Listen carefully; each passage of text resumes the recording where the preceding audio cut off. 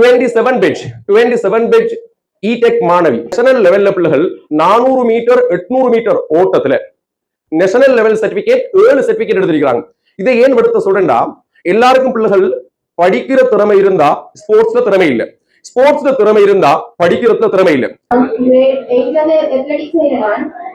ஸ்போர்ட்ஸ்ல நான் வந்து ப்ரொவின்சியல் அதுக்கப்புறம் நேஷனல் 7 தடவை போயிருக்கேன். 7 தடவையுமே எனக்கு நான் பிளேஸ் எடுத்திருக்கேன். ஃபர்ஸ்ட் செகண்ட் இல்ல, பட் தேர்ட் எடுத்திருக்கேன். இந்த மெடல்ஸ் எல்லாத்துக்குமே ரீசன் என்னடா, ஏன்னா எனக்கு அம்மா இல்ல. எனக்கு 4 இயர்ஸா இருக்கிறப்பயே அவங்க இறந்துட்டாங்க. பட் நான் இந்த இடத்துல வந்து நிக்கிறேன்டா, உங்களுக்கு இன்ஸ்பிரேஷனா நிக்கிறேன்டா, அதுக்கு எல்லாம் காரணம் என்னடா.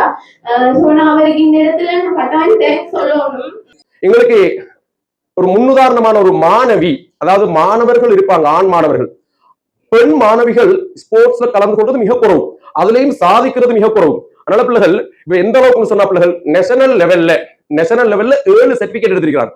இவருக்கு ஒரு சான்ஸ் ஒன்று கிடைக்கும். எப்படின்னு சொன்ன பிள்ளைகள் யூனிவர்சிட்டிக்கு பிள்ளைகள் இவங்க ஸ்போர்ட்ஸ் கூட போறதுக்கு ஒரு வாய்ப்பு கிடைக்கும். ஆகவே பிள்ளைகள் இவவும் ஒரு பல் திறமை உள்ள ஒரு மாணவி, நாங்க ஊக்கப்படுத்தோடும். நேஷனல் லெவல் மாதிரி பிள்ளைகள் நேஷனல் லெவல்ல சர்டிபிகேட் எடுத்த மாதிரி இவ 7 மாணவர்கள், உங்களுக்கு தெரியும் ஒலிம்பிக் போட்டிகள் எல்லாம் இருக்கு, அது மாதிரி வெளிநாட்டிலும் பேசி இவ சாதிச்சு ஒரு முன்னுதாரணமான மாணவியாக, அதிலும் பிள்ளைகள் எங்கட கிளாஸுக்குள்ள இந்த உருவானது பிள்ளைகள் உண்மையிலேயே சந்தோஷமானது. நாங்க வெளியே கொண்டு வரணும், இது மாதிரியான பிள்ளைகளை நாங்க வெளி உலகுக்கு காட்டணும், இது மாதிரியான பிள்ளைகளை சாதிக்கிறதுக்கு நாங்க ஊக்கப்படுத்தணும்.